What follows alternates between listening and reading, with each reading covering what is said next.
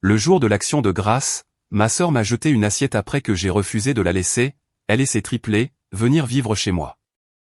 Tu es égoïste, a crié ma mère, puis elle a ajouté, et ne t'avise plus jamais de m'appeler maman.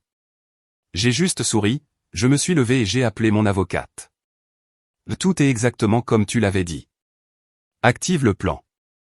Dans 30 minutes, tout commence. Merci d'être ici avec moi aujourd'hui. J'espère que tu passes une journée merveilleuse, où que tu sois. J'aimerais beaucoup que tu écrives dans les commentaires depuis quelle ville ou quel pays tu nous regardes et quelle heure il est chez toi. Maintenant, commençons notre histoire ensemble.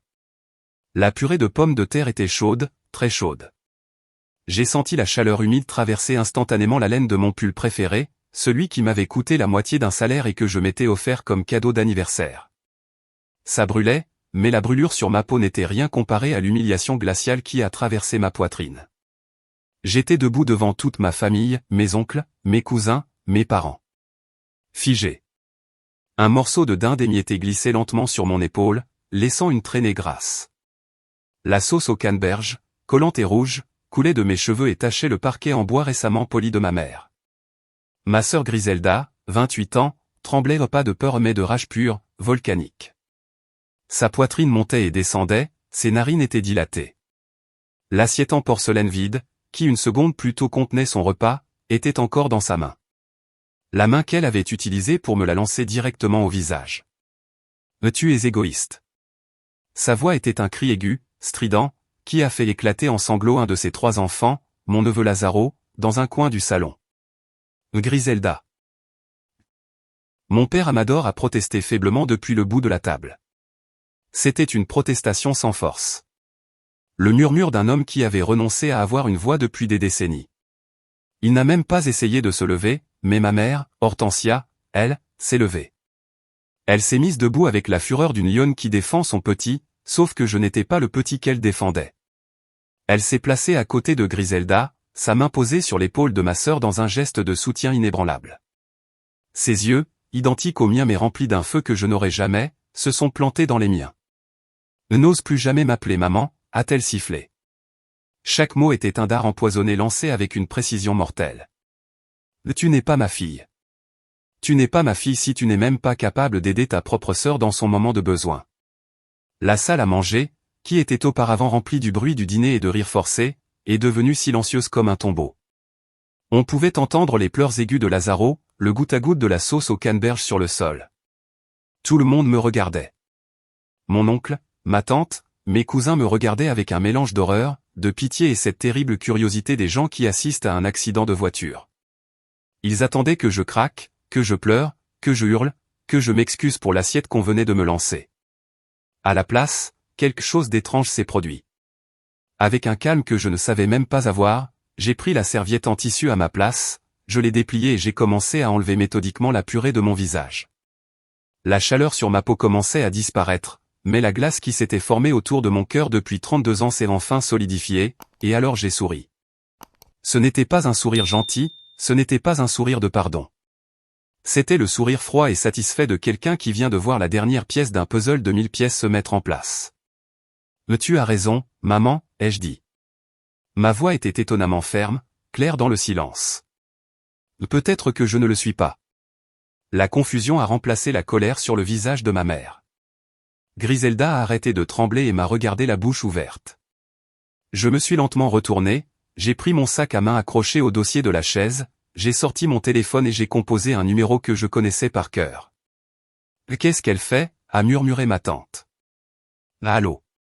La voix de l'autre côté de la ligne a été immédiate, professionnelle, chère.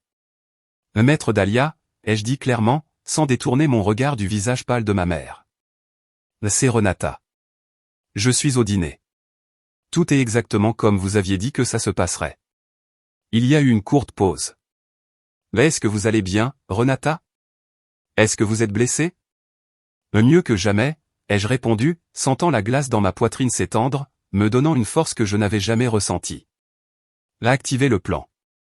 Bien compris, a dit Dahlia, sa voix maintenant aussi froide que la mienne. La machine est en marche. Dans 30 minutes tout commencera. J'ai raccroché et remis le téléphone dans mon sac. Je me suis tourné vers ma famille. Quel plan? A demandé Griselda. Sa voix n'était plus un cri, c'était un couinement effrayé. Et qui tu as appelé? La police? Elle a ri, mais le son était creux. Tu vas me faire arrêter pour une assiette? Non, Gris. À mon avocate, ai-je dit en regardant l'horloge murale. Je vous suggère à tous de rester. Prenez plus de dessert. Dans 30 minutes, tout va changer. Renata. Mon père a enfin trouvé sa voie. Qu'est-ce que tu as fait? Qu'est-ce que tu as fait, bon sang? Je me suis assise sur ma chaise tachée de nourriture. Tout ce que j'aurais dû faire il y a 4 ans, ai-je répondu. Et pour comprendre pourquoi j'ai souri alors que j'avais de la sauce de dinde sur mon pull préféré, vous devez comprendre non seulement les 4 dernières années, mais les 32 dernières années de ma vie. Je m'appelle Renata. J'ai 32 ans. Je suis analyste de données senior pour une entreprise de technologie multinationale ici à Mexico. C'est un travail exigeant, plein de codes, de chiffres et de schémas. J'adore ça. Et je suis très doué. Tellement doué que mon salaire annuel est de 1,4 million de pesos. Je vis seul dans un bel appartement de 2 chambres dans le quartier de la Roma, que j'ai acheté moi-même l'année dernière. Ma sœur Griselda a 28 ans. Eh bien, c'est Griselda. Elle est mère célibataire de triplés de 3 ans, Emilio, Lazaro et Simon. Le père des enfants, un type qu'elle a rencontré dans un bar, a disparu dès qu'il a entendu le mot « triplé ». Depuis, Griselda vit chez mes parents, Hortensia, 58 ans, et Amador, 60 ans. Mon père Amador est un homme bien, ou du moins c'est ce que je me dis. Il travaille dans le bâtiment, un travail dur et honnête qui lui a bousillé le dos. Il gagne assez pour vivre avec ma mère, mais pas assez pour faire vivre 6 personnes, dont 3 petits-enfants en pleine croissance. Ma mère, Hortensia, ne travaille pas, elle ne l'a pas fait depuis 30 ans. Son travail, comme elle l'appelle, c'est de gérer la maison et, ces 3 dernières années, de s'occuper de Griselda et des enfants. Depuis le moment où nous sommes nés, les rôles dans notre famille ont été définis comme s'ils étaient gravés dans la pierre. Griselda était la belle. Elle est née avec des cheveux bouclés et dorés, de grands yeux bleus et un sourire qui pouvait charmer un saint. C'était la princesse, la lumière, la joie. Moi, j'étais l'intelligente. Je suis né avec des cheveux lisses et châtains, des yeux marrons ordinaires et une myopie qui m'a obligé à porter des lunettes épaisses dès l'âge de 6 ans.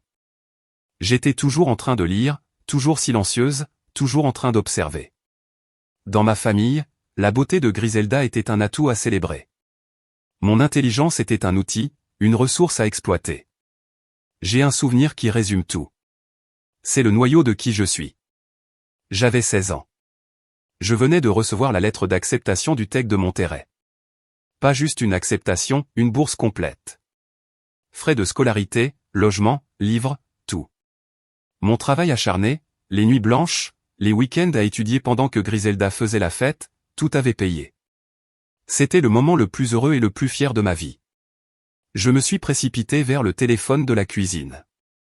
Maman, maman. J'ai été accepté au TEC, ai-je crié dans le combiné. Et ils m'ont donné une bourse complète. Vous n'aurez rien à payer. J'ai attendu les cris. Les « félicitations, ma fille », les « on est tellement fiers de toi ». Il y a eu une pause. Va, a dit ma mère, Hortensia. Je pouvais l'entendre mâcher quelque chose. C'est bien, Renata. C'est bien, très pratique. J'ai attendu. C'est parfait, a-t-elle continué, sa voix prenant vie, mais pas à cause de moi. Ça veut dire que tout l'argent que ton père et moi avions mis de côté pour tes études, maintenant on peut l'utiliser entièrement pour la fête de 15 ans de Griselda. Elle aura 15 ans l'année prochaine, tu sais? Et elle veut la plus grande fête, avec une robe importée et un groupe en live. Toutes ces choses sont très chères. Ah, quel soulagement. Je suis resté figé, le téléphone à la main, la lettre d'acceptation tremblant dans mes doigts. La fête de 15 ans de Griselda, ai-je murmuré. Bien sûr, a dit ma mère comme si c'était la chose la plus évidente du monde. Elle en a vraiment besoin. C'est important pour son estime de soi. Toi, bon, toi tu as ton intelligence, elle a sa beauté. C'est juste. Ce jour-là, j'ai raccroché le téléphone et j'ai pleuré en silence dans ma chambre. Je n'ai pas pleuré pour la fête, ni même pour l'argent. J'ai pleuré pour cette compréhension brutale. Mon plus grand accomplissement n'était pas une raison de célébrer, c'était une solution financière. Mon intelligence n'était pas un cadeau, c'était un outil pour servir la beauté de ma sœur. Je suis sorti diplômé avec mention, j'ai trouvé un travail, j'ai déménagé, j'ai eu une promotion, puis une autre, puis encore une autre. Pendant que je construisais méticuleusement une carrière, Griselda, eh bien. Griselda était belle. Elle a eu des fêtes, des petits amis et, finalement, une grossesse multiple qui l'a laissée seule, sans travail, de retour dans sa chambre d'enfance. Et c'est là que mon rôle dans la famille a changé, doucement mais de façon sismique. Je n'étais plus l'intelligente, je suis devenue l'utile. Parce que, ces 4 dernières années, je n'ai pas seulement vécu ma vie, j'ai financé la leur. Et je l'ai fait. Je l'ai fait parce qu'au fond de mon cœur analytique, je restais cette fille de 16 ans désespérée d'acheter une seule petite pincée de l'approbation inconditionnelle que Griselda recevait gratuitement. Je pensais que si je leur donnais assez d'argent, si je résolvais assez de crises, si je les sauvais assez de fois, peut-être, juste peut-être, que ma mère finirait par me regarder et me dire « Je suis fier de toi ». Il m'a fallu 4 ans, 1,2 million de pesos et une assiette de purée de pommes de terre dans la figure pour comprendre que l'amour ne s'achète pas. L'abus n'a pas commencé d'un coup. Il a commencé comme un goutte à goutte, une petite fuite que je remarquais à peine. Ça a commencé il y a 4 ans, juste après la naissance des triplés. L'hôpital était chaotique. Griselda était dépassée. Mes parents étaient paniqués. Et moi, Renata, la solutionneuse, je suis passé à l'action. J'ai payé la facture de l'hôpital que l'assurance de mon père ne couvrait pas. Ne t'inquiète pas, ai-je dit à ma mère. Je m'en occupe. Quelques semaines plus tard, le premier appel est venu de Griselda. Ma petite sœur, sa voix était un sanglot étouffé. Il était 2 heures du matin. On n'a plus de lait. Les enfants n'ont pas arrêté de pleurer depuis des heures. Papa ne sera payé que vendredi. On n'a rien, Renata. Rien. Mon cœur s'est brisé. Ne t'inquiète pas, Gris. De combien tu as besoin? Juste 3000 pesos pour le lait et les couches. Je te jure, on te les rend vendredi. Je me suis levé du lit, j'ai mis mes lunettes et j'ai fait le virement depuis mon appli bancaire. Ne t'inquiète pas pour me rembourser. Occupe-toi des enfants. Je me suis senti bien. Je me suis senti utile. Je me suis senti comme une bonne sœur, une bonne fille. Je me suis senti nécessaire. Une semaine plus tard, c'était ma mère. Renata, ma fille. La voiture de ton père est une épave. On ne peut pas emmener les bébés chez le médecin dedans. Ce n'est pas sûr. On a vu une voiture d'occasion, un Tsuru. Ce n'est pas grand-chose, mais elle est fiable. On a juste besoin de 20 000 pesos pour l'apport. J'ai hésité. Maman, 20 000, c'est beaucoup d'argent. Je viens de payer le loyer. C'est beaucoup. Sa voix s'est aiguisée instantanément, tranchante comme un couteau. C'est beaucoup pour la sécurité de tes neveux. Tu veux qu'ils aient un accident dans cette vieille caisse?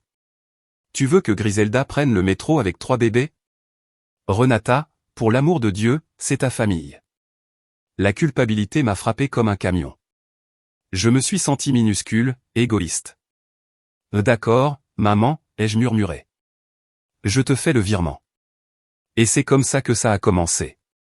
Le goutte à goutte est devenu un petit ruisseau, puis une rivière débordée. Le mot-clé était toujours « prête-moi ». Prête-moi 5 000 pour les courses, on te les rend la semaine prochaine. Prête-moi 15 000 pour le retard du loyer de la maison, on a été coupé avec la lumière. Prête-moi 8 000 pour les vêtements d'hiver des enfants, ils vont tomber malades. Ils ne m'ont jamais rendu un seul centime. Au début, j'ai essayé de tout noter. Je suis analyste de données, c'est dans ma nature. J'ai créé un tableau Excel.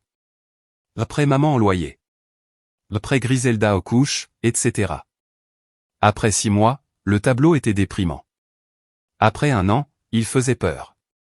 Je n'étais plus Renata. J'étais la paye. Chaque 15 et chaque 30 du mois, mon téléphone sonnait. Ma fille, la lumière. Ma petite sœur, le gaz. Renata, les enfants ont besoin de chaussures. Renata, le frigo est tombé en panne. Renata, Griselda a besoin de se reposer. Tu peux lui payer un petit week-end à Acapulco? juste le week-end. Elle est très stressée. Cette fois-là, j'ai essayé de dire non. Des vacances, ai-je répondu. Maman, moi je n'ai pas pris de vacances depuis 2 ans. J'économise pour l'apport de mon appartement. Le silence de l'autre côté de la ligne a été glacial. Je vois, a dit Hortensia, sa voix pleine de déception. Donc toi, dans ta vie de célibataire sans responsabilité, tu ne peux pas aider ta pauvre sœur qui élève 3 enfants seule. Comme tu es devenue égoïste, Renata. Comme tu es froide. Ton père et moi, nous sommes tellement déçus. Et puis le coup de grâce. Je suppose que tes neveux ne comptent pas pour toi. Si leur mère fait une dépression nerveuse à cause du stress, ce sera ta faute. J'espère que tu pourras dormir avec ça. Elle a raccroché. Une demi-heure plus tard, je faisais le virement pour le voyage à Acapulco.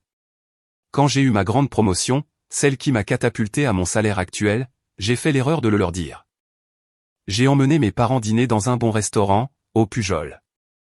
Je voulais vraiment fêter ça. Je voulais que, pour une fois, ils me célèbrent, moi. Ma mère a regardé le menu, a vu les prix et a dit. Eh bien dis donc, Renata, tu dois vraiment bien t'en sortir. C'est bien, parce que l'hypothèque de la maison va augmenter le mois prochain et on ne savait pas comment on allait faire. Ils n'ont pas fêté ma réussite. Ils ont juste vu un puits plus profond où puiser. Les demandes sont devenues plus grandes. Ce n'était plus des prêts, c'était des exigences. Renata, ton père n'a pas eu beaucoup de travail. On a besoin de 40 000 pesos pour nous mettre à jour sur l'hypothèque. Renata, les enfants ont besoin d'un fonds d'épargne. Tu vas mettre 10 000 pesos par mois, n'est-ce pas? C'est le minimum que tu puisses faire en tant que tante. J'ai vérifié mon tableau Excel la nuit où j'ai décidé d'engager une avocate. J'avais arrêté de tout noter. C'était trop douloureux. Mais j'ai fait un calcul approximatif, en 4 ans, je leur avais donné, ou plutôt offert, plus de 1 200 000 pesos. Et ce n'était toujours pas assez. Ce n'était jamais assez, parce que ce n'était pas une question d'argent. C'était une question de contrôle. C'était une question de ma mère, Hortensia, qui utilisait mon succès, ma culpabilité et mon besoin désespéré d'approbation pour combler le trou de honte qu'elle ressentait à cause de Griselda. Elle sacrifiait une fille pour sauver les apparences de l'autre. Et moi, l'intelligente, je la laissais faire. Le premier vol ouvert, l'acte qui a déclenché l'alarme dans mon cerveau endormi par la culpabilité, s'est produit il y a exactement 1 an. C'était un mardi soir. J'étais dans mon ancien appartement en location, en train de travailler tard sur un projet. J'avais la fenêtre de mon relevé American Express ouverte sur mon deuxième écran. C'était une carte que j'utilisais à peine, je la gardais pour les urgences de voyage, pour accumuler des miles. J'ai vu un débit que je ne reconnaissais pas. Liverpool.com 12 499 pesos. J'ai froncé les sourcils. Liverpool? Je n'avais rien acheté chez Liverpool. J'ai cliqué pour voir le détail. Le jouet d'hiver. J'ai ri. Évidemment, une erreur ou une fraude. Puis j'ai vu le débit suivant. Amazon.com.mx 8990 pesos. Détail, vêtements femmes d'hiver. Et un autre. Boutique Nenchic 15 200 pesos. Détail, ensemble pour bébé, importation. Et encore un autre, et encore. Des débits de Sephora, des courses Uber, etc. Mon sang s'est glacé. L'air a quitté mes poumons. J'ai additionné les débits des 2 dernières semaines. Le total était de 76 000 pesos. Presque 4 000 dollars. J'ai appelé la banque immédiatement, la voix tremblante. Je veux signaler des débits frauduleux. Quelqu'un a volé le numéro de ma carte. Pendant que je parlais avec l'agent, pendant qu'ils annulaient la carte et lançaient l'enquête, mon esprit tournait à toute vitesse. Comment?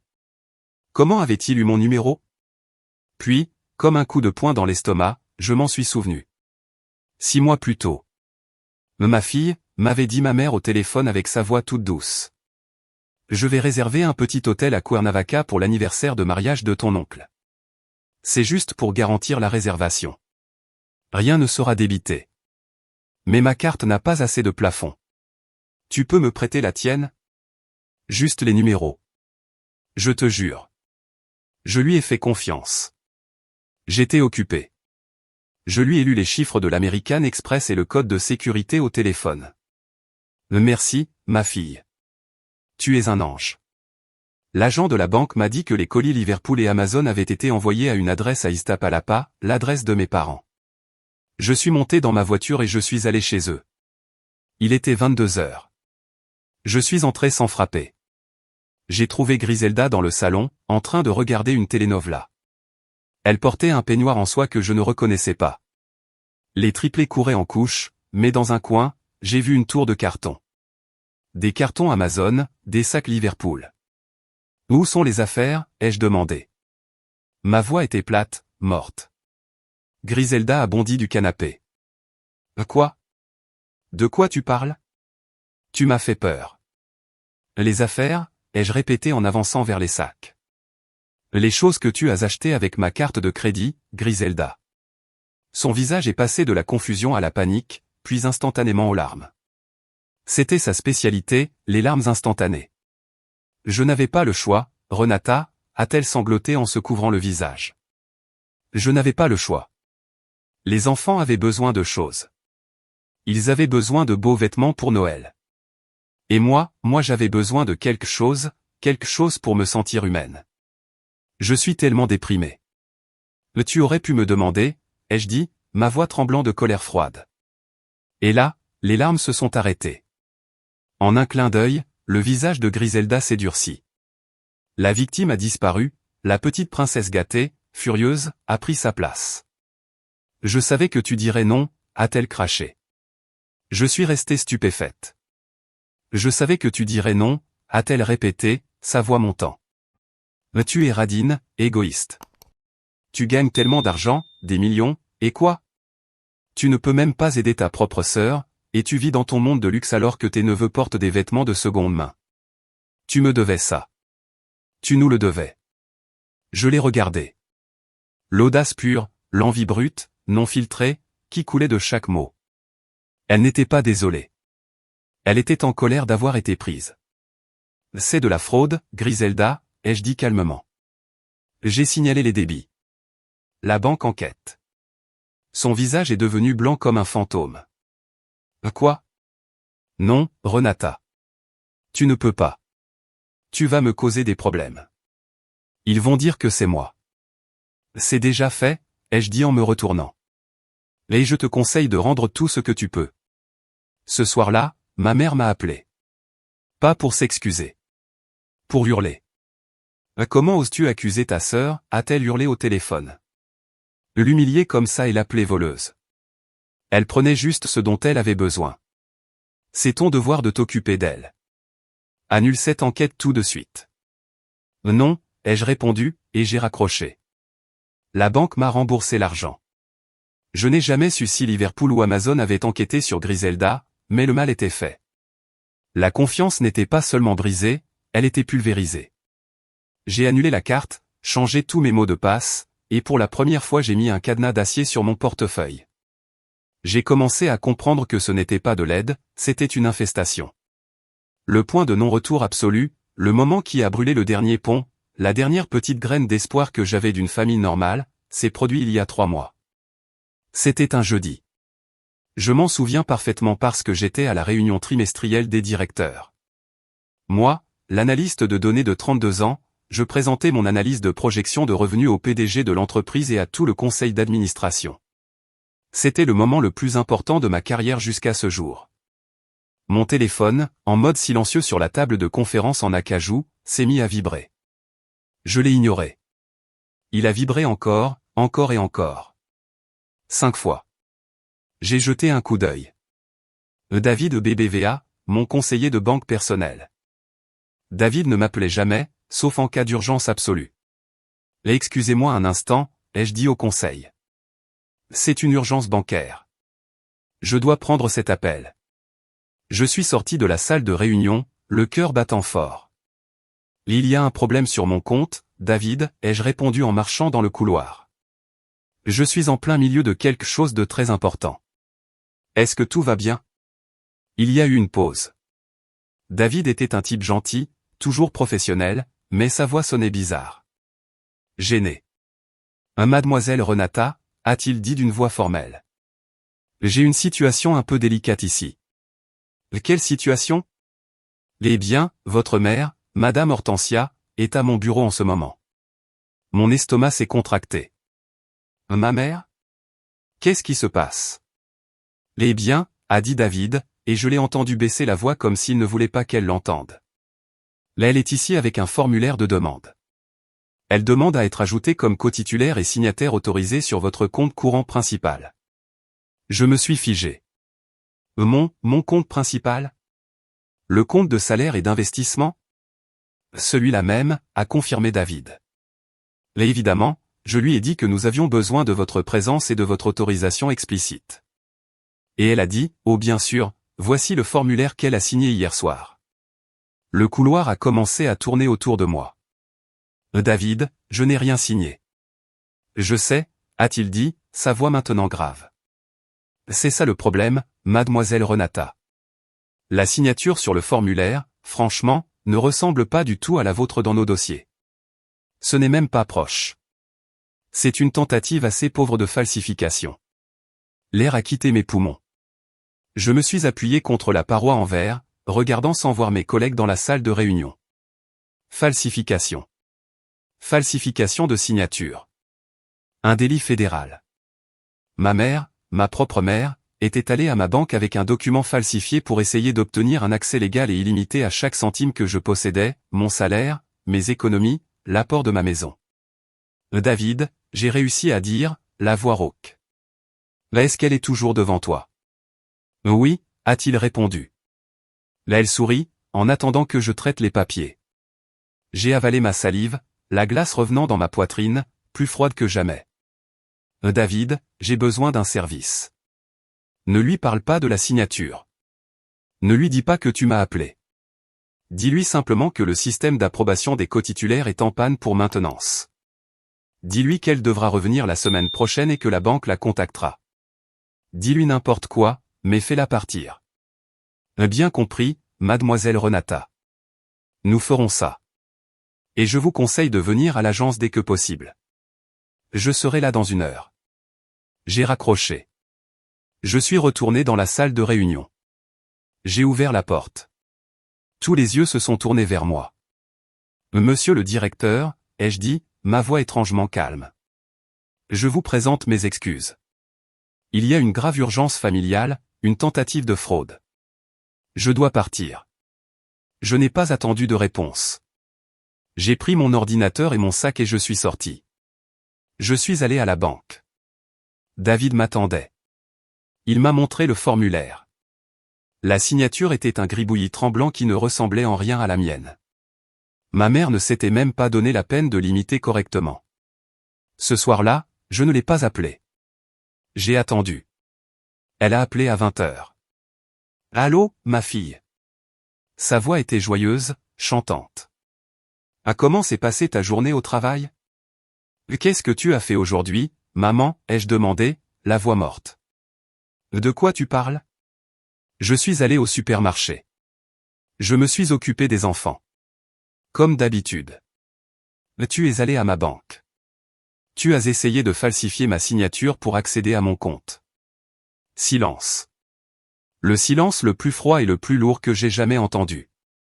Quand elle a enfin parlé, sa voix n'était pas pleine de honte ou de remords. Elle était pleine de rage. La même rage que Griselda. La rage d'avoir été découverte. Ne sois pas dramatique, a-t-elle craché. Je suis ta mère. J'ai le droit de savoir ce qui se passe avec ton argent.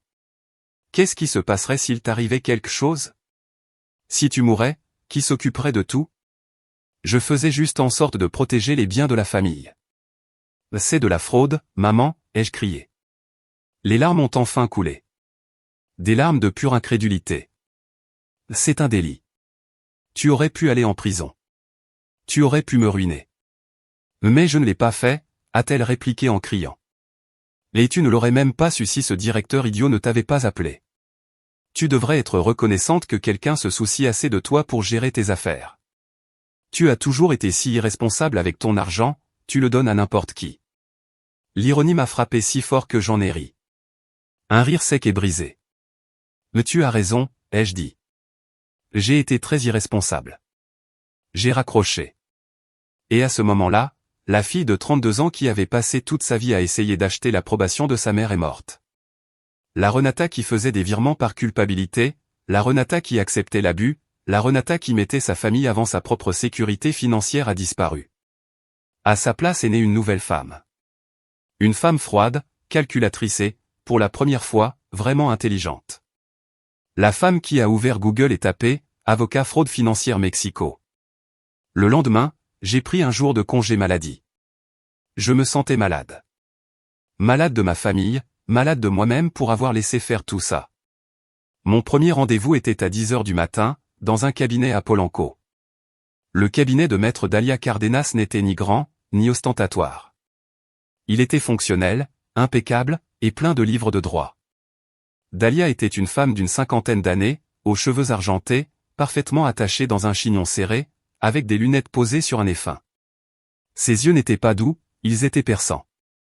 Je n'ai pas pleuré, je ne me suis pas plainte, je n'ai pas raconté ma vie en mode « pauvre de moi ». Je suis entré comme pour une réunion d'affaires. « Maître Cardenas », ai-je dit en m'asseyant. « Merci de me recevoir avec si peu de préavis. Je voudrais vous présenter un cas d'abus financier systématique et de fraude pénale. » Son sourcil s'est levé, impressionné. « Continuez, mademoiselle Renata », a-t-elle dit. Et j'ai apporté des preuves. J'ai sorti mon ordinateur portable et une chemise. Pendant l'heure qui a suivi, je lui ai tout présenté. D'abord, le tableau Excel, 4 ans de virement. Annexe A, 1 200 000 pesos de prénoms remboursés, avec date, montant et motif. Ensuite, les relevés American Express imprimés. Annexe B, 76 000 pesos de débit frauduleux liés à l'adresse de ma famille. Troisièmement, une déclaration écrite de ma conversation avec David, le directeur de la BBVA. Annexe C, témoignage de tentative de fraude et de falsification de signature par ma mère, Hortensia. Dalia a écouté sans m'interrompre. Ses yeux allaient vite sur les documents, ses lèvres serrées en une ligne fine. Quand j'ai fini, elle s'est renversée dans son fauteuil et m'a regardé longtemps. « Mademoiselle Renata », a-t-elle dit finalement, sa voix tranchante comme du verre. J'ai traité des divorces difficiles, des fraudes d'entreprise et des conflits d'héritage de plusieurs millions. Mais ça, c'est impressionnant. L'audace de votre famille est remarquable. Qu'est-ce que je peux faire? L'ai-je demandé, la voix ferme. Légalement, a-t-elle dit sans détour, je pourrais détruire votre mère et votre sœur. La falsification de signature, à elle seule, est un délit grave puni de prison.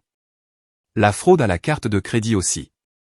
Nous pourrions les poursuivre au civil pour les 1 200 000 pesos, et nous gagnerions. Ma gorge s'est serrée. Malgré tout, l'idée de ma mère en prison. Mais Dalia a continué, comme si elle lisait dans mes pensées. Je comprends que c'est votre famille, et une guerre nucléaire judiciaire laisse rarement des survivants émotionnels. Alors nous n'allons pas attaquer, pas encore. Alors, qu'est-ce qu'on fait? Nous allons construire une forteresse, a dit Dalia. Nous allons couper leur ligne de ravitaillement et ensuite nous allons poser un piège.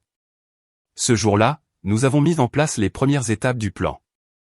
Étape 1, j'ai changé mon numéro de téléphone principal. Immédiatement, seul Dalia, mon chef et la banque l'avaient. J'ai acheté un téléphone prépayé bon marché avec un nouveau numéro, qui serait le seul que ma famille aurait. Étape 2, nous avons changé les serrures de mon appartement. Dalia n'a pas appelé n'importe quel serrurier. Elle a fait venir une société de sécurité haut de gamme.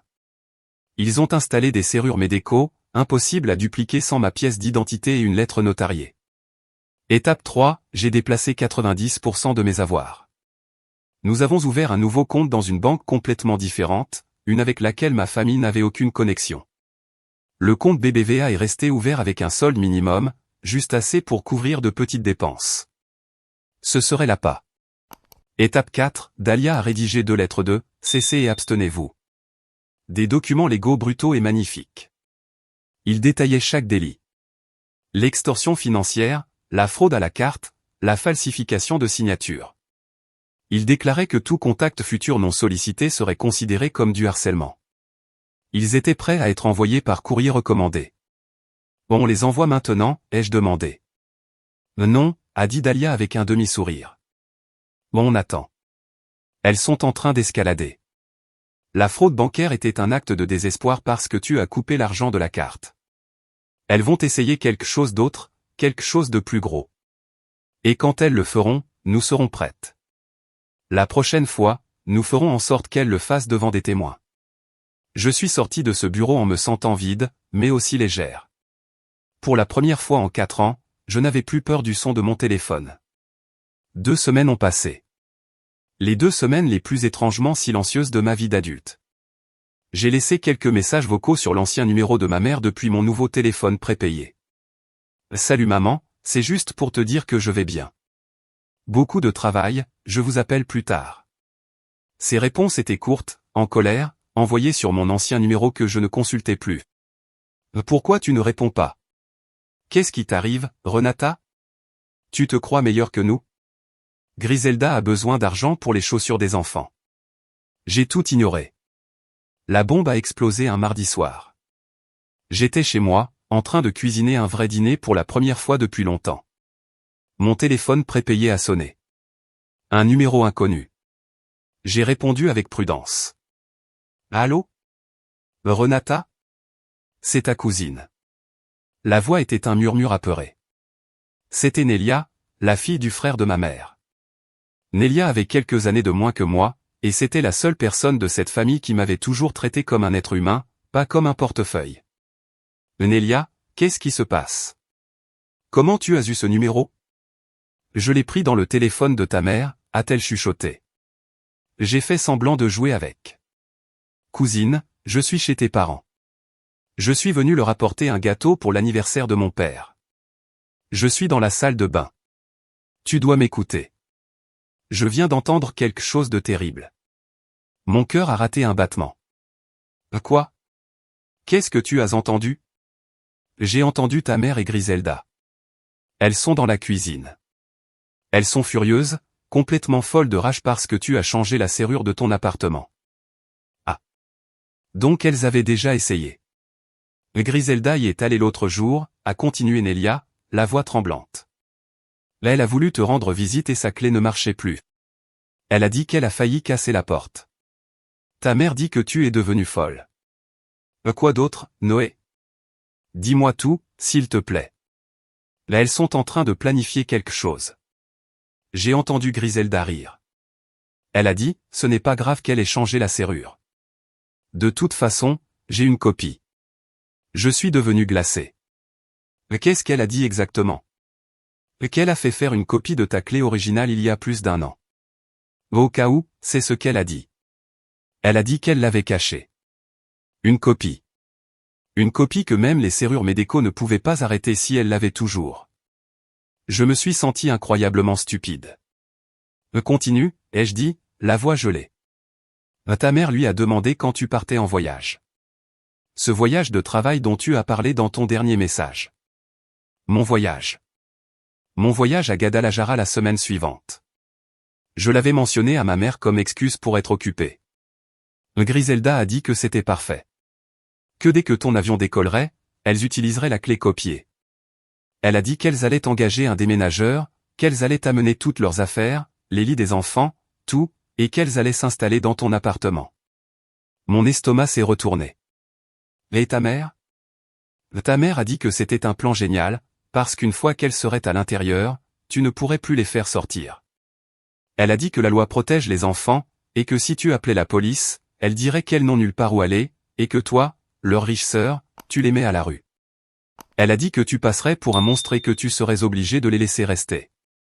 J'ai eu l'impression que le sol disparaissait sous mes pieds. Ce n'était pas juste l'argent. Ce n'était pas juste la fraude. C'était maintenant ma maison, mon sanctuaire, mon espace sûr. Nélia, merci, ai-je réussi à dire. Tu viens de me sauver la vie. Ne dis rien. Fais comme si tu n'avais jamais appelé. Fais attention à toi, cousine. Sérieusement, elles ont un regard qui fait peur. On a raccroché. Pendant 1 minute, je suis resté paralysé par la panique. Elles voulaient prendre ma maison. Elles voulaient me voler ma maison et me laisser dehors. Puis la panique s'est dissipée, remplacée par une rage froide et pure. J'ai appelé Maître Dahlia. Maître, ai-je dit, la voix tremblante, mais pas de peur. Bon, on a une escalade. Elles vont envahir ma maison. Je lui ai tout raconté. Il y a eu un long silence au téléphone. Parfait, a dit Dahlia finalement. Parfait, ai-je presque crié. Là, elles vont prendre mon appartement. Elles vont changer les serrures. Et nous allons les laisser faire, a répondu Dahlia, calme et calculatrice. Ou plutôt, nous allons les laisser essayer. Et cette fois, Renata, nous allons tout filmer en vidéo. Le lendemain, j'ai acheté 3 des meilleures caméras espions que l'on puisse trouver. Ce n'étaient pas de grosses caméras de nounou visibles, c'était de petites choses qui ressemblaient à de simples chargeurs USB. J'en ai placé une dans le salon, avec une vue parfaite sur la porte d'entrée et la pièce. J'en ai mis une autre dans ma chambre. Et la 3e dans la 2e chambre, celle qu'elle pensait réservée aux enfants. Elles enregistraient tout en vidéo et en audio haute définition, envoyées directement sur mon téléphone et sauvegardées sur un cloud sécurisé. J'ai parlé à ma mère depuis le téléphone prépayé. Salut maman. C'est juste pour te dire que je pars à Guadalajara. L'avion décolle mardi matin. Je serai absente 4 jours. Je reviens vendredi soir. Mon téléphone de travail sera éteint, donc je ne serai pas joignable. Ah, c'est bien, ma fille, a-t-elle répondu avec une voix faussement douce, presque vibrante d'excitation. Bon voyage, travaille bien. Ne t'inquiète de rien ici. Je ne m'en inquiète pas, ai-je dit. Le mardi matin, le théâtre a commencé. J'ai préparé une petite valise cabine. J'ai appelé un Uber pour l'aéroport international de Mexico. Je suis entré dans le terminal, j'ai regardé le tableau des départs. J'ai fait tout le chemin, mais au lieu de passer la sécurité, je suis sorti par une porte latérale, j'ai pris un autre Uber et je suis allé à Santa Fe. Je me suis enregistré au Hilton, dans une suite au 12e étage, avec service en chambre 24h24 et vue panoramique sur la ville. À 15 minutes en voiture de mon appartement. J'ai ouvert mon ordinateur, synchronisé les caméras, et j'ai attendu. Le mardi est passé. Rien. Absolument rien, juste la lumière du soleil qui se déplaçait dans mon salon vide. J'ai commencé à devenir paranoïaque. Et si Nélia s'était trompée? Et si j'étais la folle, assise dans un hôtel de luxe, à espionner mon propre appartement vide? Le mercredi est passé, rien le matin, rien à midi. J'étais sur le point d'abandonner. Je me suis dit, j'ai gaspillé une fortune en hôtel pour rien. Elles ont dû changer d'avis. Il était 14h15, le mercredi. Je regardais les infos, me sentant ridicule. Mon téléphone a vibré sur la table de nuit. Notification de mouvement. Caméra du salon. Mon cœur s'est arrêté. Vraiment. J'ai lâché la télécommande. J'ai ouvert l'application sur mon ordinateur. L'écran s'est rempli, et elles étaient là, ma mère Hortensia et ma sœur Griselda. La porte de mon appartement était ouverte. Elles se tenaient dans mon salon, utilisant la clé copiée. Elles regardaient autour d'elles comme des vautours qui inspectent un cadavre. Griselda avait un sourire satisfait jusqu'aux oreilles. « Tu vois » a dit Griselda, sa voix claire comme du cristal grâce au micro de la caméra. Elle a posé son sac sur mon canapé de designer. « Je te l'avais dit. C'est parfait. Bien mieux qu'en photo. C'est joli » a admis ma mère en avançant et en touchant mes affaires. Elle a effleuré mon système audio. Trop joli pour une seule personne. C'est du gâchis d'espace. Griselda est allée dans la 2e chambre. Maman, viens voir. C'est parfait pour les enfants. On peut mettre les 3 lits ici et il restera de la place pour les jouets. Oui, oui, a dit Hortensia. On commence à amener les affaires des enfants ce soir. On peut apporter les lits demain, pendant que Renata est encore à Guadalajara. Griselda est ressortie de la chambre en riant. Un vrai rire, heureux. J'ai trop hâte de voir sa tête, a-t-elle dit en s'asseyant sur mon canapé, en mettant ses pieds sur ma table basse en marbre. Quand elle reviendra vendredi et qu'elle nous trouvera ici, tu crois qu'elle va se fâcher? Et puis, les mots qui ont scellé leur destin, les mots que maître Dahlia m'a dit être de l'or pur. Et qu'est-ce qu'elle peut faire, a dit ma mère en haussant les épaules.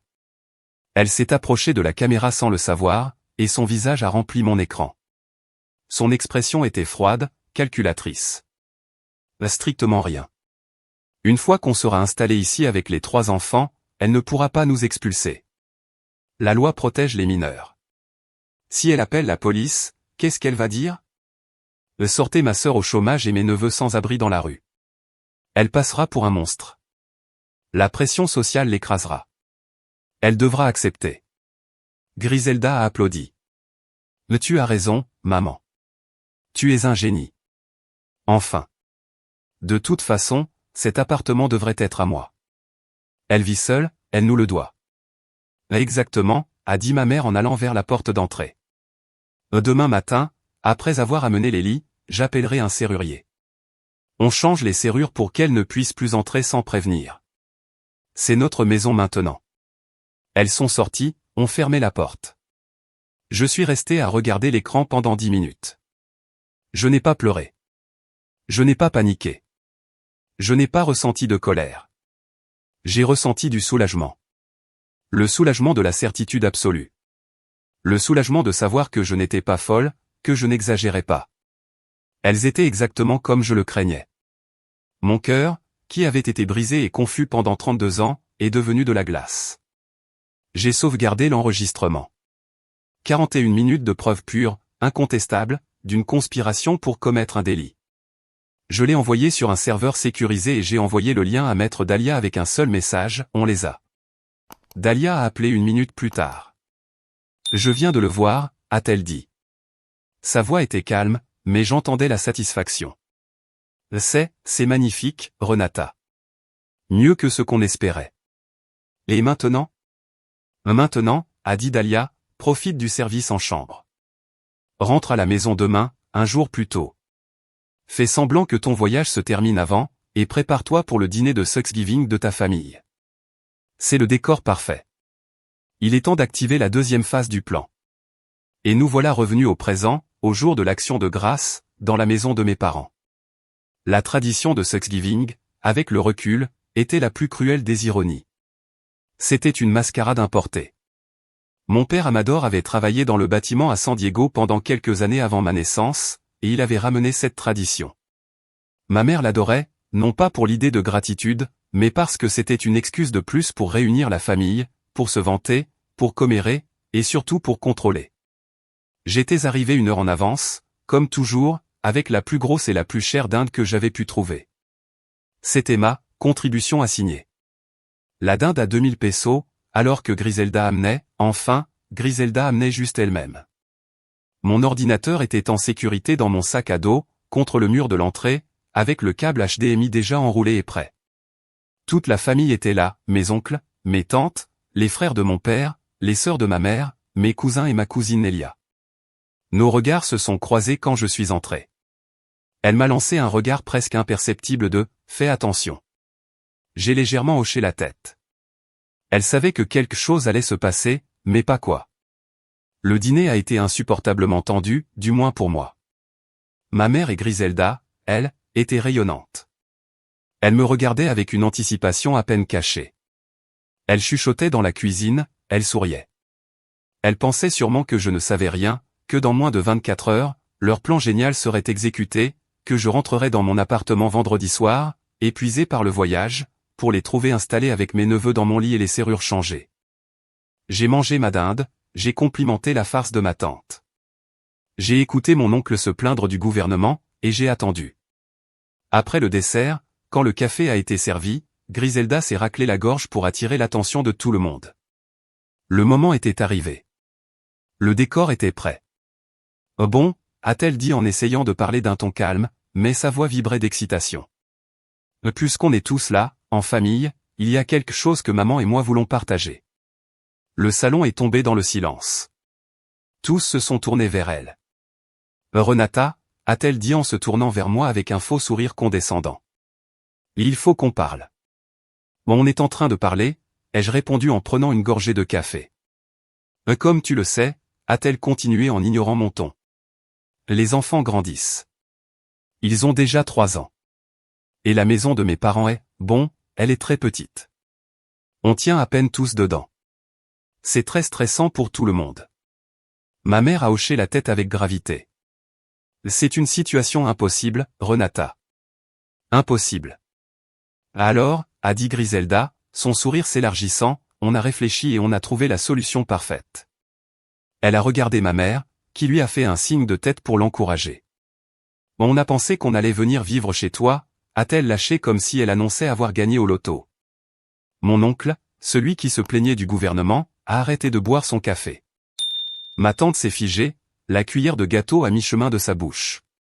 Griselda a continué, sa voix gagnant en confiance arrogante. C'est la solution parfaite. Tu as cet immense appartement de 2 chambres, tu vis toute seule. C'est un gâchis d'espace. Alors nous, on peut prendre la 2e chambre. Les enfants pourront la voir, et toi, eh bien, tu peux dormir sur le canapé du salon. De toute façon, tu n'es presque jamais chez toi, tu travailles toujours. Ce sera merveilleux. Enfin, on sera ensemble. Silence. Un silence si lourd qu'on aurait pu le couper au couteau. Tout le monde me regardait. J'ai posé ma tasse de café sur la soucoupe. Lentement. Non, ai-je dit. Griselda a cligné des yeux. Son sourire s'est figé. Quoi? J'ai dit non. Qu'est-ce que tu veux dire par non, a-t-elle dit, sa voix montant d'une octave. Renata, je ne te demande pas, je te dis que c'est la seule solution. Et moi je te dis non. Personne ne va venir vivre chez moi. Mais on n'a nulle part où aller, a crié Griselda. Ce n'est pas mon problème, Griselda, ai-je répondu calmement. C'est à ce moment-là que ma mère, Hortensia, a explosé. Renata, a-t-elle crié en bondissant. Comment oses-tu? Nous sommes la famille. Ta famille. Griselda et tes neveux ont besoin de toi. Tu ne peux pas leur tourner le dos. Je te l'ordonne. Tu ne peux rien m'ordonner, ai-je répondu, la voix glaciale. Et je vous ai déjà aidé pendant 4 ans, avec plus de 1,2 million de pesos que vous ne m'avez jamais rendu. Griselda s'est levée d'un bond, le visage rouge de colère. Et alors? On te l'a déjà dit. Ce n'est rien. Tu gagnes des millions. Tu nous les dois, pour être aussi chanceuse. Tu nous le dois. Je ne vous dois rien, ai-je dit en me levant à mon tour. La réponse est non. C'est définitif. Personne ne mettra un pied dans ma maison. Et c'est là que c'est arrivé. Dans un accès de rage pure, gâtée et infantile, Griselda a pris son assiette sur la table. L'assiette dans laquelle elle mangeait, avec des restes de dinde, de purée et de sauce. Le maudite sois-tu, a-t-elle crié en me la lançant. Instinctivement, je me suis baissé, mais pas assez vite. L'assiette m'a frappé à l'épaule, la porcelaine dure heurtant ma clavicule, et la nourriture chaude a éclaboussé mon visage, mes cheveux et mon pull. Tu es une égoïste, a-t-elle crié. Ma mère s'est levée, non pas pour m'aider, mais pour soutenir Griselda. Ne t'avise plus de m'appeler maman, a-t-elle hurlé. Et c'est là que j'ai souri, que j'ai sorti mon téléphone. Maître Dahlia, ai-je dit, ma voix résonnant dans le silence horrifié. C'est Renata. Tout est exactement comme vous l'aviez dit. Activez le plan. Le plan, a répété Griselda, mais cette fois sa voix était un couinement. La couleur avait quitté son visage. La fureur avait disparu, remplacée par une panique soudaine et palpable. Ma mère me regardait, les yeux plissés. Et qui tu as appelé? Qu'est-ce que ça veut dire active le plan? Tu appelles la police? Pour une assiette? Elle a ri.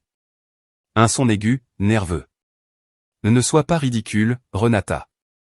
Non, ai-je dit en essuyant un morceau de dinde de ma joue. Je n'ai pas encore appelé la police. Et non, ce n'est pas pour l'assiette, même si merci pour l'annexe d'agression physique. De quoi tu parles, bon sang, a crié Hortensia. Je parle de votre plan, ai-je dit en marchant calmement vers mon sac à dos contre le mur. Quel plan? Je ne sais pas de quoi tu parles, a dit Griselda, mais elle a reculé d'un pas. Le plan, ai-je répété en sortant mon ordinateur portable et le câble HDMI. Le plan pour venir vivre chez moi pendant que je serai à Guadalajara. Le plan pour utiliser les enfants comme bouclier Lego. Le plan pour changer mes serrures. Si les regards pouvaient tuer, celui de ma mère m'aurait foudroyé instantanément. J'ai vu le pur panique dans ses yeux. Le fait que je savais. Je ne sais pas de quoi tu parles, a-t-elle sifflé. Tu es devenue paranoïaque. Tu es folle. Ah oui, ai-je dit. Alors laissez-moi vous montrer à quel point je suis folle. Je suis allé jusqu'à la télévision de 60 pouces qui trônait dans le salon. Celle que j'avais payée. Ironique. « Qu'est-ce que tu fais ?» a demandé mon père Amador, enfin. Sa voix était faible, effrayée. « Je vais vous montrer quelque chose », ai-je dit en branchant le câble HDMI. Un petit film que j'ai enregistré hier. C'est un film d'horreur, en fait. Renata, arrête, a crié ma mère en faisant un pas vers moi. Tu es en train de gâcher Thanksgiving. Éteins ça. Non, ai-je répondu, ma voix résonnant dans la pièce silencieuse. C'est vous qui avez gâché les 4 dernières années de ma vie. Maintenant, tout le monde va voir la vérité. Asseyez-vous. Maman, le spectacle va commencer. Mon oncle, ma tante, mes cousins, tous étaient figés, regardant l'écran comme s'ils attendaient un diaporama de vacances. J'ai ouvert le fichier vidéo, visite-inattendu.mp4. Play. L'écran a montré mon salon, mon canapé, ma porte d'entrée. En haute définition. Oh mon Dieu, a murmuré ma tante. C'est ton appartement, Renata. Chut, ai-je dit. Regardez. Une seconde plus tard, la porte de mon appartement s'est ouverte à l'écran, et ma mère Hortensia et ma sœur Griselda sont entrées. La pièce est devenue mortellement silencieuse. Le seul son était les sanglots étouffés de Lazaro, que Griselda ignorait complètement. Ma mère est devenue blanche. Blanche comme du papier. Elle s'est agrippée au dossier de la chaise de mon père pour ne pas tomber. Griselda ouvrait et fermait la bouche comme un poisson hors de l'eau. Puis tout le monde a entendu l'audio. Tu vois, a dit Griselda à l'écran, sa voix claire comme du cristal. Je te l'ai dit. C'est parfait. Bien mieux qu'en photo. C'est joli, a admis la Hortensia de l'écran. Trop joli pour une seule personne. C'est du gâchis d'espace. Maman, viens voir. C'est parfait pour les enfants. On peut mettre les 3 lits ici. Et puis les mots qui ont scellé leur destin. Et qu'est-ce qu'elle peut faire ? A dit la voix de ma mère à la télévision. Strictement rien. Une fois qu'on sera installé ici avec les 3 enfants, elle ne pourra pas nous expulser. La loi protège les mineurs. Elle passera pour un monstre. Mon oncle s'est levé de sa chaise d'un bond. Ma tante s'est couvert la bouche, les yeux fixés sur ma mère. Griselda, tu as raison, maman. Tu es un génie. Cet appartement devrait être à moi de toute façon. Elle vit seule. Elle nous le doit, disait Griselda à la télé. Exactement. Et demain, j'appellerai un serrurier. On change les serrures pour qu'elle ne puisse plus entrer sans prévenir. C'est notre maison maintenant, disait ma mère, sur grand écran. La vidéo s'est terminée. J'ai laissé l'écran noir, reflétant les visages horrifiés et pâles de ma famille. Ça, ai-je dit doucement, c'était hier, à 14h15. Pendant que j'étais censé être dans un avion. Personne n'a parlé. Ma mère a été la première à réagir, utilisant la seule défense qui lui restait, l'attaque furieuse. Toi. Tu nous as filmés, a-t-elle hurlé, la voix tremblante de rage et de peur. C'est illégal. Tu as violé notre intimité. Je vais te poursuivre en justice. J'ai ri. Un rire sec, sans joie. Mon intimité, ai-je répété, dans mon appartement. Là où vous êtes entré illégalement, en utilisant une clé copiée sans ma permission, pour planifier le vol de ma maison. Je ne pense pas que la loi fonctionne comme ça, maman. En fait, je suis presque sûr que vous venez de confesser plusieurs délits en vidéo. Bon, on peut expliquer, a balbutié Hortensia en regardant désespérément ses frères et sœurs. Vous ne comprenez pas le contexte. On faisait juste une blague. Un jeu. Une blague, ai-je répété. Une blague sur l'embauche d'un déménageur ? Une blague sur le changement de mes serrures ? Une blague sur le fait d'utiliser 3 enfants comme boucliers humains légaux. Mon oncle, le frère de mon père, a enfin parlé. Sa voix était grave. Hortensia, qu'est-ce que c'est que ça ? Qu'est-ce que vous avez fait, bon sang ? Oh, ai-je dit en souriant à nouveau. Ça, ce n'est que le début. Vous voulez du contexte ? Très bien. Laissez-moi vous en donner plus. J'ai pris mon sac à dos. J'ai sorti une grosse chemise cartonnée. Je l'ai laissé tomber sur la table basse avec un bruit sourd qui a fait sursauter tout le monde. Ceci, ai-je dit en l'ouvrant, c'est le contexte des 4 dernières années. J'ai sorti le premier document, mon tableau Excel. 20 pages imprimées, avec des lignes de temps, des montants et des motifs. La annexe A, ai-je annoncé. Le tableau complet. Chaque virement, chaque prêt, chaque urgence depuis la naissance des triplés. Le total, arrondi, 1 200 000 pesos. Quelqu'un veut regarder? Oncle Carlos, tante Isabelle, allez-y. Regardez les dates, regardez les montants, regardez comment on passe des couches aux vacances à Acapulco. Je l'ai tendu à mon oncle Carlos, le frère de mon père. Il l'a pris avec des mains tremblantes. Ses yeux se sont agrandis en lisant. Il s'est mis à transpirer. La annexe B, ai-je continué en sortant une autre pile de papier. C'étaient les relevés American Express imprimés. Là, ai-je dit en les jetant sur la table, vous avez les 76 000 pesos de débit frauduleux d'il y a un an. Vêtements de marque, parfums, jouets chers, sushis, tout envoyé directement à cette adresse. Je les ai donnés à ma tante Isabelle, la sœur de ma mère. Elle a porté la main à sa bouche, les yeux fixés sur Hortensia. Hortensia, toi. Oh non, les jeux interrompus. Ça, c'était Griselda. Ma mère, elle, a seulement fourni l'arme, le numéro de ma carte. Griselda, recroquevillée dans un coin, a laissé échapper un sanglot. Ce n'est pas vrai, ce n'est pas vrai. Tout est documenté, Gris, ai-je dit sans la regarder. La banque a enquêté. Les adresses de livraison ne mentent pas. Et puis, ai-je dit, ma voix baissant, mon cœur battant à toute vitesse, il y a ma préférée. La vraie pièce maîtresse, l'annexe C. J'ai sorti un seul document. Une lettre officielle à en-tête du siège de la BBVA. Ça, ai-je dit en la levant pour que ma mère la voie où son visage était maintenant gris cendre, c'est le rapport officiel de mon directeur de banque, David. Il détaille comment ma mère, Hortensia, est allée à mon agence il y a 3 mois. Il décrit comment elle a essayé d'être ajoutée comme cotitulaire sur mon compte d'investissement avec une signature falsifiée. Le silence qui a suivi était si lourd qu'il faisait mal. On aurait entendu une aiguille tomber. Les pleurs de Lazaro s'étaient arrêtés. Ma cousine Nelia avait fermé les yeux, comme si ça lui faisait physiquement mal. Mon oncle Carlos a laissé tomber le tableau Excel. Ma tante Isabelle avait l'air sur le point de vomir. Mon père Amador s'est tourné lentement vers ma mère. Son visage, habituellement passif et résigné, était violet. Violet de rage. Une rage que je n'avais jamais vue chez lui en 32 ans. Hortensia, a-t-il murmuré. Sa voix était à peine audible, mais elle a coupé le silence comme un scalpel. Tu as vraiment fait ça?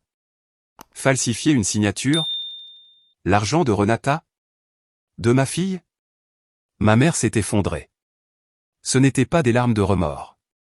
C'étaient les larmes d'une petite fille prise la main dans le sac, les larmes d'une dictatrice dont la statue vient de tomber. Elle s'est laissée tomber sur une chaise, s'est couverte le visage et s'est mise à sangloter fort et de façon théâtrale. Je l'ai fait pour ma fille, a-t-elle crié à travers ses mains. Je l'ai fait pour mon autre fille, pour mes petits-enfants. Elle a des millions, elle ne l'aurait même pas remarqué. J'ai remarqué les 76 000 pesos, ai-je hurlé, ma propre voix se brisant enfin, la rage de 32 ans d'être l'utile sortant tout d'un coup. Et j'ai remarqué la tentative de fraude bancaire. J'ai remarqué les 1 200 000 pesos qui sont sortis de mon compte pendant que je mangeais de la soupe instantanée 2 fois par semaine pour épargner pour ma maison. Je l'ai remarqué, tout. Mes mains tremblaient. J'hyperventilais, mais il restait un dernier coup. Le coup de grâce. J'ai pris une grande inspiration. 1, 2, 3 fois. J'ai calmé le tremblement de mes mains, j'ai retrouvé la glace. L'appel que j'ai passé il y a 10 minutes, ai-je dit, ma voix redevenant froide et métallique. L'appel à maître Dahlia. Ma mère a levé les yeux rouges et gonflés, le maquillage coulant sur son visage. Griselda, recroquevillée dans un coin, tremblait comme une feuille. Cet appel, ai-je continué, c'était le signal de départ. C'était pour informer mon avocate que j'étais en sécurité, hors de cette maison, et qu'elle pouvait procéder.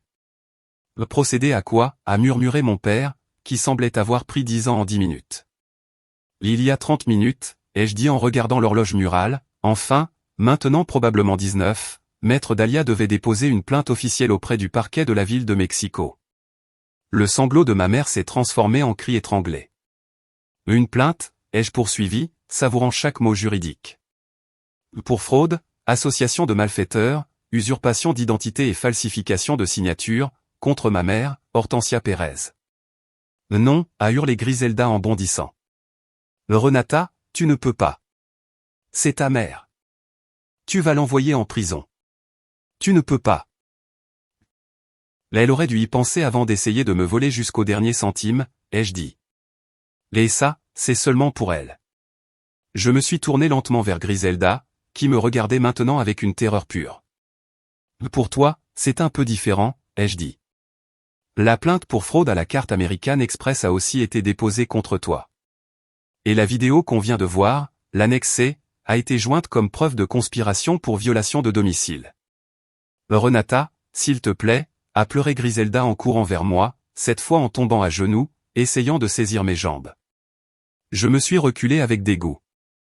J'ai les enfants, sanglotait-elle. Je ne peux pas aller en prison. Je ne peux pas avoir de casier. S'il te plaît, je rendrai tout. Ça, ai-je dit en la regardant avec mépris, ce sera à la procureure d'en décider. Mais mon avocate pense que, comme c'est ta première infraction et que tu as des enfants, vous aurez probablement une peine avec sursis. Travaux d'intérêt général, un avertissement sévère et un casier judiciaire. Ça, oui. Et puis, ai-je ajouté en retournant à mon sac à dos une dernière fois le sac de Marie Popin de la justice où j'ai sorti 2 grandes enveloppes scellées. Ceci, ai-je dit en avançant. Ma mère sanglotait toujours sur sa chaise. J'ai laissé une enveloppe sur ses genoux. Je me suis approché de Griselda, toujours par terre. J'ai laissé la seconde enveloppe devant elle. Qu'est-ce que c'est, a murmuré Griselda, les mains tremblant tellement qu'elle n'arrivait pas à la prendre. Ce sont des lettres de ECC et abstenez-vous, certifiées légalement, remises en main propre devant témoin, ai-je dit en désignant ma famille figée. Rédigées par mon avocate. Elle détaille tout ce que je viens de vous montrer. Le 1 200 000, les 76 000, la falsification, la vidéo, tout. Elles vous interdisent légalement, ai-je continué, ma voix sans pitié, de me recontacter pour de l'argent. Elles vous interdisent d'utiliser mes informations financières de quelque manière que ce soit, et elles vous interdisent, sous n'importe quel prétexte, de mettre un pied sur ma propriété, à mon travail, ou de vous approcher à moins de 100 mètres de moi. Si vous violez cet ordre, ai-je ajouté en regardant directement les yeux pleins de larmes de ma mère. La plainte pour harcèlement s'ajoutera à celle pour fraude, et Dalia demandera une ordonnance restrictive complète. Et cette fois, il n'y aura pas de sursis. Compris. Ma tante Isabelle, la sœur de ma mère, a enfin trouvé sa voie. Renata, a-t-elle dit, la voix tremblante d'incrédulité. Ça suffit. Ce sont ta famille. Elles ont fait des erreurs, oui, mais ça, c'est trop. C'est cruel. Je me suis tourné vers elle, puis vers eux tous. Toute la rage de 32 ans d'être, l'intelligente, l'utile, celle qui résout, la radine, l'égoïste, est montée en un seul cri. Trop, ai-je hurlé, et cette fois, c'était ma voix qui a fait sursauter tout le monde. Le cri venait du plus profond de mon âme. Trop, ai-je répété. Elles m'ont volé plus d'1 million de pesos. Elles m'ont volé ma tranquillité pendant 4 ans. Elles ont essayé de me voler ma maison. Ma mère a falsifié ma signature pour vider mes comptes bancaires. Et ma sœur m'a jeté une assiette à la figure devant vous tous il y a une demi-heure. Et c'est moi qui en fais trop. Le silence a été la seule réponse. Personne, pas une seule personne, n'a pu me regarder dans les yeux. Si tu es encore là, ai-je dit maintenant, m'adressant à toi qui écoutes cette histoire. S'il te plaît, aide-moi en mettant un j'aime à la vidéo et en commentant le chiffre 1 en bas. Comme ça je saurai que tu m'as soutenu et que tu m'accompagnes sur ce chemin. Ton soutien m'encourage énormément. Écris le numéro 1 et écoute-moi pendant que je continue à raconter mon histoire. J'ai regardé autour de la pièce. Les visages de ma famille étaient un mélange d'horreur, de pitié et d'une honte profonde. Personne ne m'a défendu. Mais surtout, personne n'a défendu ma mère ni ma sœur non plus. Ils avaient vu la vidéo, ils avaient vu les documents. La vérité était impossible à nier. Griselda s'est effondrée au sol, ses sanglots maintenant réels et pathétiques, non plus de la manipulation, mais de la pure désespoir. Et qu'est-ce que je suis censé faire, a-t-elle gémi, en s'essuyant le nez avec le revers de la main. Où est-ce que je vais aller? J'ai 3 enfants. Je ne peux pas travailler. Avec un casier, personne ne va m'embaucher. On va mourir de faim. C'est ça que tu veux, Renata? Que tes neveux meurent de faim. Voilà la dernière carte, les enfants. La vieille Renata, programmée pour sauver tout le monde, aurait couru vers elle, l'aurait prise dans ses bras, aurait dit. Non, non, ce n'est pas ça, d'accord, je vais retirer la plainte, on va trouver une solution. La nouvelle Renata est restée immobile. Ça, ai-je dit, la voix maintenant fatiguée, vide de toute émotion. Ce n'est plus mon problème, Griselda. Tu aurais dû penser à tes enfants avant de me voler. Avant de planifier le vol de ma maison. Je me suis tourné pour partir. Mon épaule me faisait mal là où l'assiette m'avait frappé. Mais alors j'ai vu mes neveux, les 3, Emilio, Lazaro et Simon, serrés dans un coin du salon, près du sapin de Noël pas encore monté. Ils étaient silencieux, le visage pâle, me regardant avec de grands yeux terrorisés. Ils n'avaient aucune responsabilité dans tout ça. Ils étaient autant victimes de l'incompétence de Griselda et de la manipulation d'Hortensia que moi. Je me suis arrêté, j'ai fermé les yeux, j'ai soupiré. Un long soupir tremblant. Mais les enfants, ai-je dit doucement, sans me retourner. Ce n'est pas leur faute. Je suis retourné à mon sac une dernière fois. Il restait une enveloppe. Je ne l'ai pas donnée à Griselda, ni à ma mère. Je me suis avancé vers mon père Amador, qui était toujours debout, pâle et tremblant, mais au moins debout. Je l'ai mise dans sa main. Ça, lui ai-je dit à voix basse. C'est seulement pour toi. C'est la dernière chose que je ferai. Pour eux, pas pour elle. Il l'a ouverte avec des mains maladroites. À l'intérieur, il y avait des brochures. Ce sont des ressources, ai-je expliqué, ma voix redevenue normale pour que tout le monde entende. Des programmes de logement assisté du gouvernement, des programmes d'infonavis pour mères célibataires, des crèches subventionnées par le DIF, des programmes de formation professionnelle gratuits. Tout ce dont Griselda a besoin pour se relever par elle-même. Griselda m'a regardé avec haine depuis le sol. Des foyers? Tu veux que mes enfants vivent dans un foyer? Je veux que tu arrêtes d'être une sangsue et que tu deviennes une mère, ai-je répondu. Et pour ce qui est des enfants, si jamais ils ont besoin de quelque chose de précis aux couches, lait, nourriture, fournitures scolaires, tu peux m'envoyer les reçus. Je paierai directement le supermarché, la pharmacie ou le magasin. Plus jamais d'argent liquide.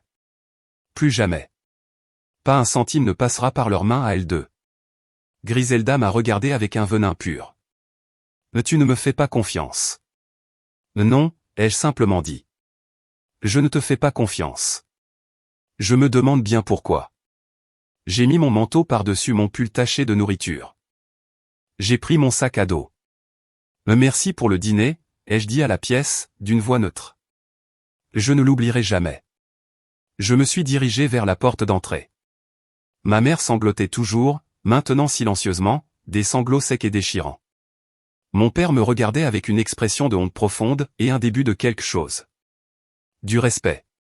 Griselda ne me donnait que de la haine. J'ai ouvert la porte. Tu as gâché Thanksgiving, a hurlé ma mère derrière moi. Un dernier coup. Tu as détruit cette famille. Non, maman, ai-je dit sans me retourner. C'est vous qui l'avez détruite.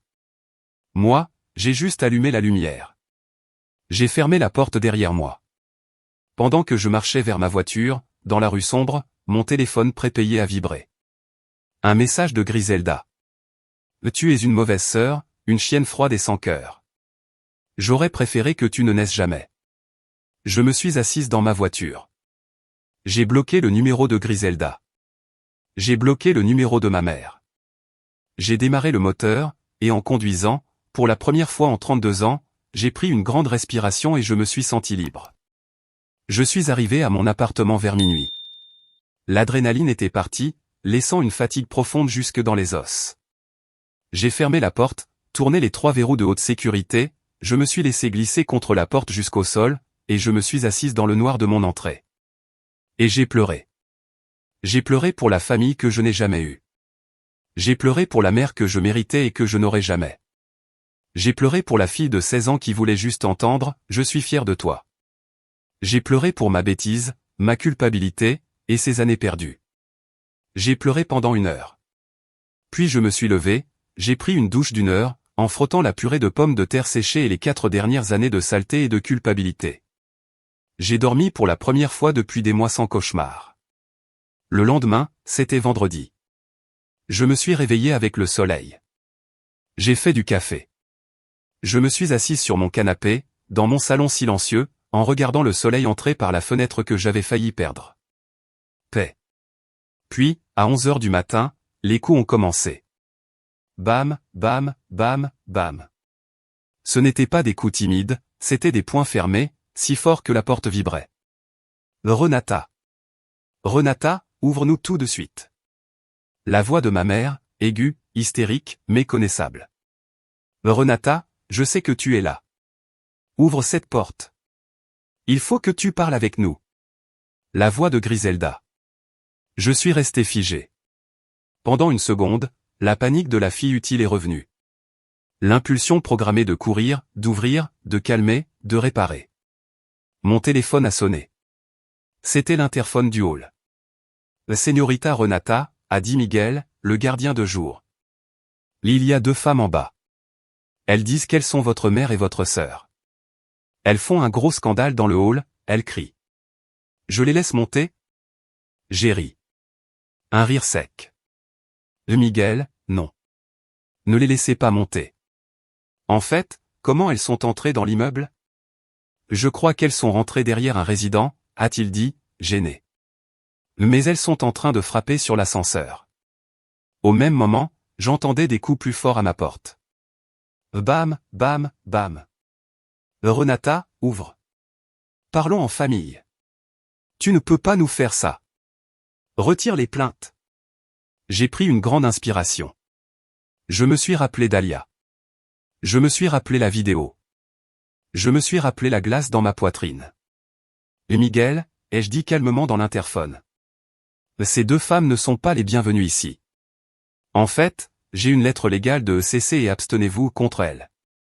Elles sont en train d'enfreindre la loi en étant ici. Elles me harcèlent. Une lettre légale, señorita? Son ton est devenu sérieux. Oui. Je vais l'envoyer par mail au syndic tout de suite. S'il vous plaît, pouvez-vous envoyer la sécurité pour les escorter hors du bâtiment? Elles sont au 14e étage, porte 14B. Bien reçu, señorita. Tout de suite. J'ai raccroché. Les coups ont continué pendant encore 5 minutes. Renata, tu es un monstre. Tu es en train de tuer ta mère. J'ai entendu le ding de l'ascenseur. Des voix masculines fermes. Mesdames, vous devez venir avec nous. Ne me touchez pas. C'est la maison de ma fille. Madame, nous avons l'ordre de vous escorter dehors. S'il vous plaît, ne résistez pas. J'ai entendu des cris, des insultes, les pleurs de Griselda. Puis le son de l'ascenseur qui se referme. Et le silence. 5 minutes plus tard, Miguel a rappelé. Señorita Renata, nous sommes vraiment désolés pour l'incident. Les dames ont été escortées hors des lieux. L'accès leur est maintenant interdit définitivement.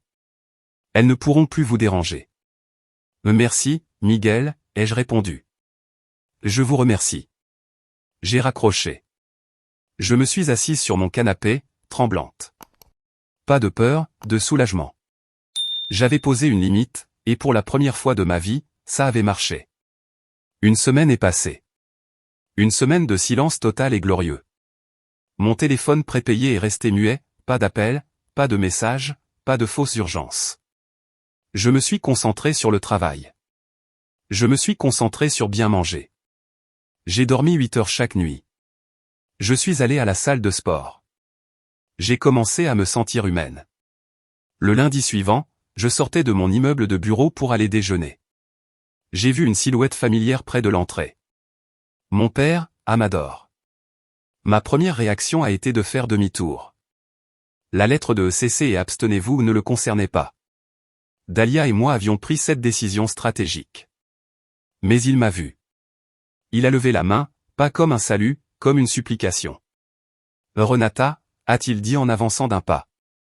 S'il te plaît, juste 5 minutes. Je t'offre un café.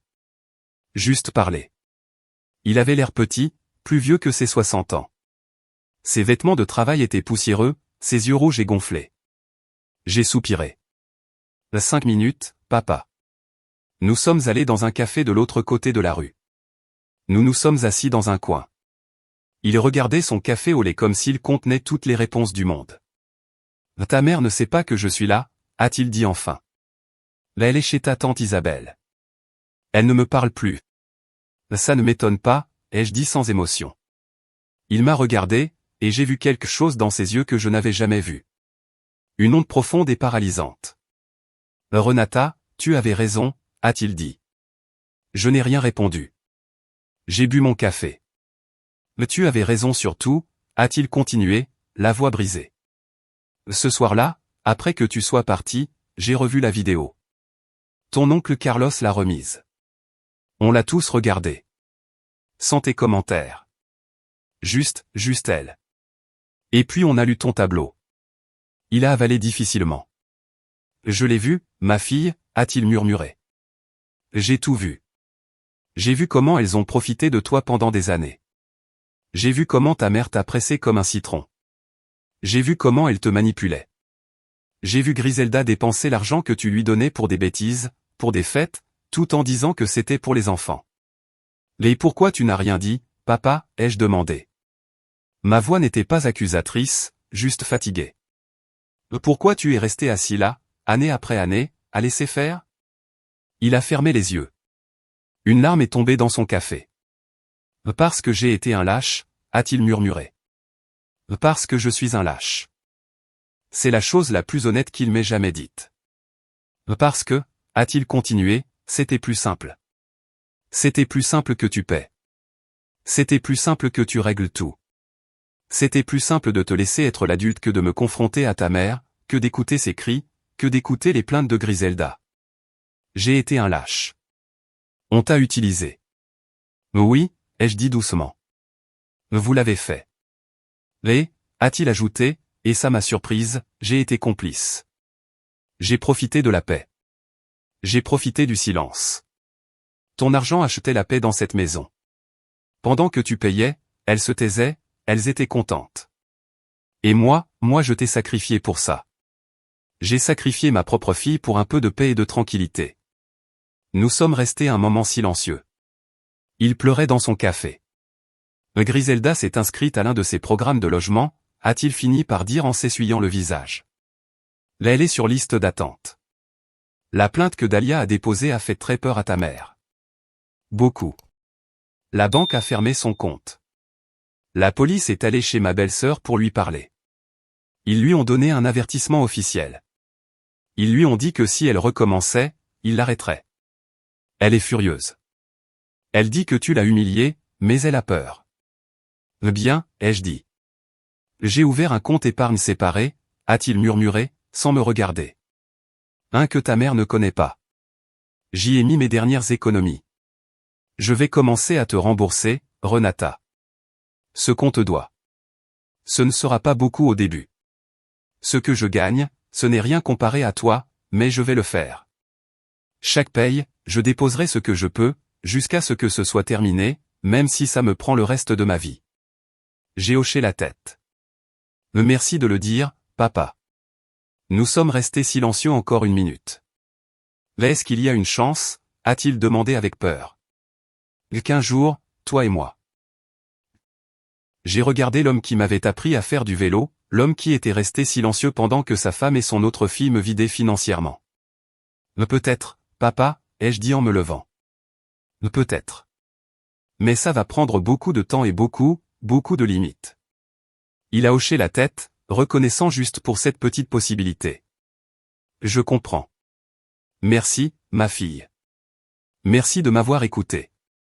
Je suis sorti du café. Il y a peut-être de l'espoir pour lui, mais ce n'est plus mon travail de le sauver. C'est à lui de se sauver lui-même. Ça fait 6 mois depuis ce Thanksgiving. Ma vie est tranquille. Un mot si simple, mais que je n'avais jamais vraiment connu. Tranquille. Mon téléphone prépayé sonne rarement. Quand il le fait, c'est mon père, juste pour dire bonjour, ou ma cousine Nélia pour m'inviter à manger. Mon téléphone principal, lui, sonne, mais ce sont des appels de travail, des amis, la vie. Plus d'appels de panique à 3 heures du matin. Plus d'urgence de carte bleue. Plus de demandes d'argent. Mon compte en banque grossit. Avec les 1,2 million de pesos que j'ai pu économiser ces 6 derniers mois en ne finançant plus ma famille, j'ai payé une grosse partie de mon hypothèque. Je serai libre de dette dans 5 ans. J'ai réservé un voyage de 3 semaines au Japon, au printemps prochain. Seul. Et pour la première fois, je ne me sens pas coupable de dépenser de l'argent pour moi. Mon père tient sa promesse. Chaque paye, sans faute, un petit dépôt de 2000 pesos arrive sur mon compte. Le remboursement au 1er juin, 2000, dit la note. Ça lui prendra des décennies pour tout me rendre, mais ce n'est pas l'argent qui compte, c'est le geste. On se voit une fois par mois pour un café. C'est gênant, c'est calme, mais c'est honnête. Griselda m'envoie parfois un mail depuis une nouvelle adresse Gmail. Je ne réponds jamais. Ce sont surtout des photos des enfants. Ils ont l'air bien, ils grandissent. Dans son dernier mail, il y a une semaine, elle a écrit. J'ai un appartement. Il est petit, à Neza, mais c'est à nous. Le programme de logement du gouvernement m'a aidé. J'ai trouvé un travail à mi-temps dans la crèche du DIF, là où ils gardent les enfants. Ce n'est pas suffisant. C'est difficile. Je déteste ma vie. Je n'ai pas répondu, mais je suis contente que les enfants aillent bien, et je suis contente qu'elle, pour la première fois de sa vie, apprenne à être adulte. Ma relation avec ma mère, Hortensia, ne s'est jamais remise. Nous n'avons pas échangé un seul mot depuis ce jour. J'ai entendu par ma tante Isabelle que ma mère est consumée par l'amertume. Elle dit à toute la famille que je suis une fille égoïste, froide et ingrate, que je l'ai dénoncée à la police et que je lui ai volé sa sécurité. Certains dans la famille la croient, ceux qui n'étaient pas au dîner. Mais ceux qui étaient là, ceux qui ont vu la vidéo, ceux qui ont vu les documents, savent la vérité. La dynamique familiale a changé pour toujours. Mais la chose la plus étrange, la plus merveilleuse, c'est que je n'ai plus besoin de son approbation. L'approbation de ma mère, la chose pour laquelle j'ai lutté, supplié, travaillé et payé pendant 32 ans, je n'en ai plus besoin. L'assiette de purée de pommes de terre dans la figure a été un baptême. Elle m'a lavé de la culpabilité, m'a lavé du sentiment d'obligation. J'ai appris que tu peux aimer ta famille, tu peux pleurer la famille que tu aurais voulu avoir, mais tu ne peux pas leur permettre de te détruire. J'ai appris que le vrai amour ne manipule pas, ne vole pas, ne falsifie pas les signatures, ne lance pas d'assiette.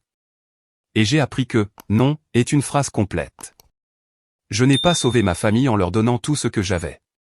Je les ai obligés à se sauver eux-mêmes en leur disant « non. Plus jamais. Mon appartement est toujours à moi.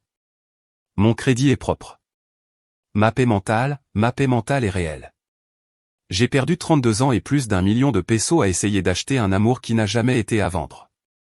Est-ce que je suis allé trop loin en dénonçant ma propre mère, en mettant des limites si dures qu'elles ont brisé ma famille?